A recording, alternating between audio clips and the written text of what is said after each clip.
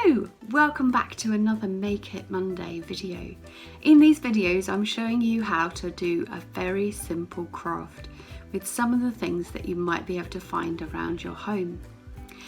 They're doable by any person of any age, any skill level, so they're great for beginners or for experienced crafters. So without any further ado, let's get crafting. Today we're going to make this really cute corner bookmark that fits on almost any size book. It may be a little bit fiddlier than the crafts that we've done so far, but I think it's well worth it. It uses some origami techniques, so can be a little bit fiddly, but it's not origami because we're going to use tape and glue. So I'll show you what you need. For this project you're going to need a piece of paper that is 12.5 centimeters by 12.5, and you're going to need 8 pieces of paper that are 5.5 by 5.5. So you're also going to need some glue and some tape. And if you want to, you can decorate the top with a button or a brad or a split pin. We'll come on to that a bit later. So I'm going to take my piece of 12.5 square paper. I'm going to turn it upside down because this is one-sided, and I'm going to fold it in half, but I'm not going to crease all the way down. I'm only going to crease the top section so that I know where to fold. So the first fold we're going to do is move this top edge to meet the middle.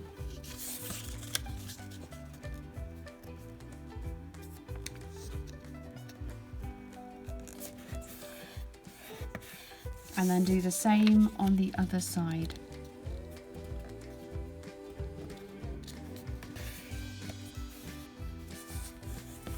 Next thing we're going to do is add a bit of tape to secure this together. So what I like to do is have the sticky side up and place that underneath that flap and then press it down. And then I'll fold it back on itself so that it secures it. And when we put the flower on top, you won't see the sellotape, it just holds it in place. Next thing we're going to do is move this bottom edge to meet this triangle edge, and that just makes it look like it gets rid of the blank bits of paper and makes it slightly more sturdy on the bottom. So crease that really well, and then I'm going to unfold it and use some glue to secure it in place.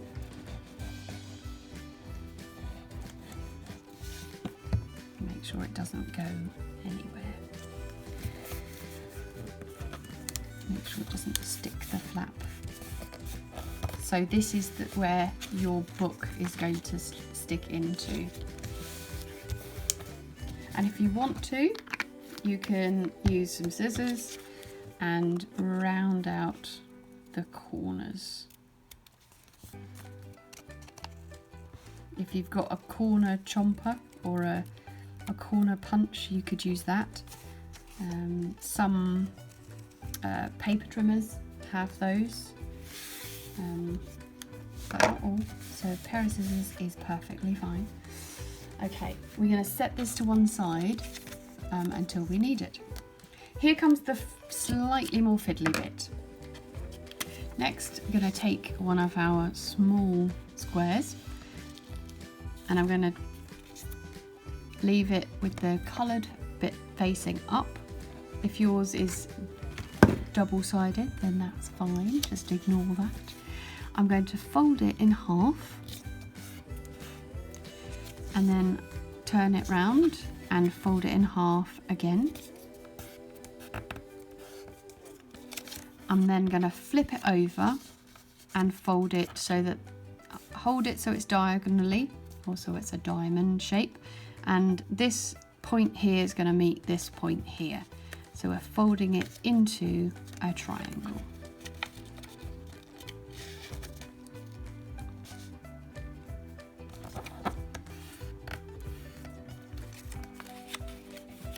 I'm going to do the same going the other way.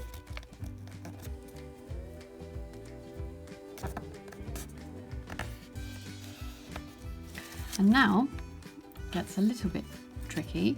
You're going to take your fingers and press inwards on those horizontal lines that we created, and then squash that triangle. Okay. I'm going to turn the triangle so that the point is facing me. I'm going to take the top flap and I'm going to move this edge to the center so that it's pointing up out of the triangle. And then crease that line. And then do the same on the other side. And that is basically all of the origami folds we're going to do. So let's do that another time. Okay, so I'm going to leave the pattern side facing up and fold it in half. Unfold it, turn it, and fold it in half again.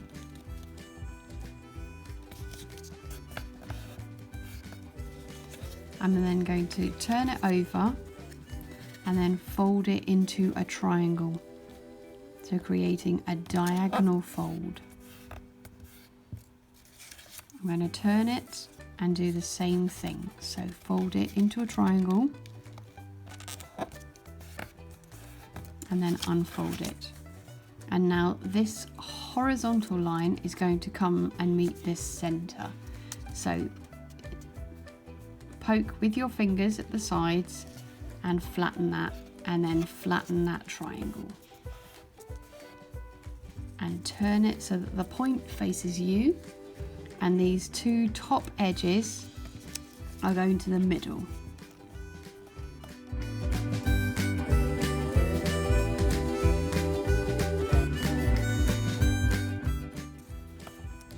So now you can pause the video and do that 8 times. See you back here in a moment.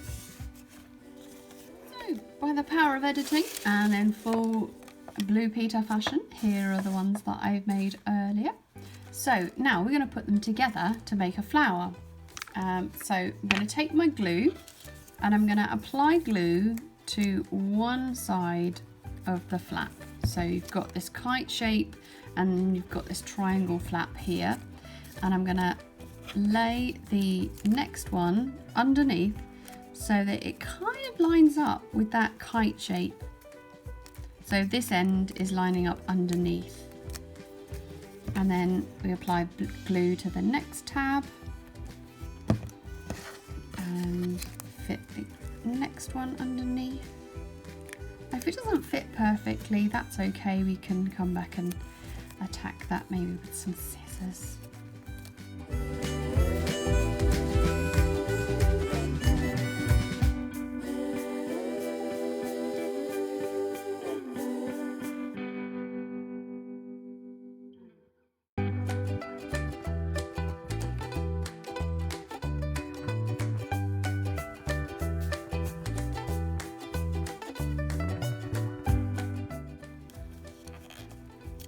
Okay, now I've got just one more. I'm going to apply glue to this side and this side. And then place that neatly in the middle there. Okay, just hold that down for a moment. Okay, now you can either leave it like that. I like to put some glue underneath these sections, just so that it's not completely wibbly wobbly.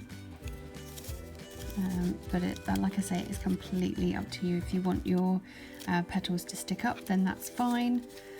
I think that's already. And then sometimes I like to go through and put some glue in these kind of flaps.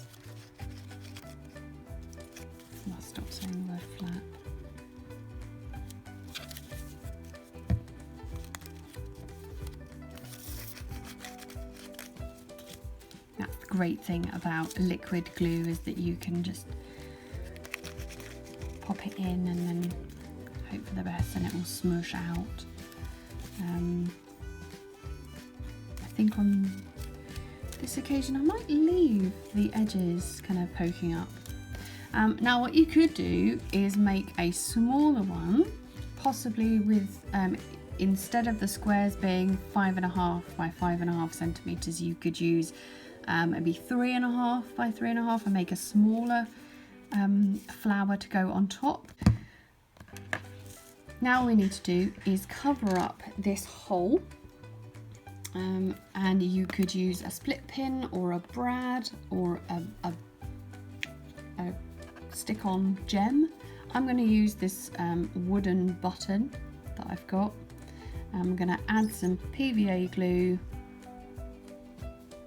You could use a glue dot if you had one of those. I'm just going to place it on the top. Try and get it in the middle. And if you wanted it to be extra secure, when it's dry, you could come back and sew it on. And now we're going to stick this to our corner bookmark, and it should fit neatly, kind of tied up, it should fit neatly to the top. So we're going to add some glue, leaving these 3 bottom sections free of glue, because I don't want to seal up my bookmark so that I can't open it. Okay, so now I'm going to find the top and I'm going to line those tops and those edges up. You don't have to do that, but I like to be precise. And then just hold it there. You could put a book on top to hold it in place. And there we have it. That is our corner bookmark. And you can do it with any paper. Here I've used the pages from the Harry Potter and the Goblet of Fire. I know some people who love books would go, you can't cut up a book, but I did. You could use manuscript paper, you could use music paper, anything really, as long as it's got a little bit of weight to it. So I hope you enjoyed that, and let me know how you got on, and I'll see you very soon. Bye!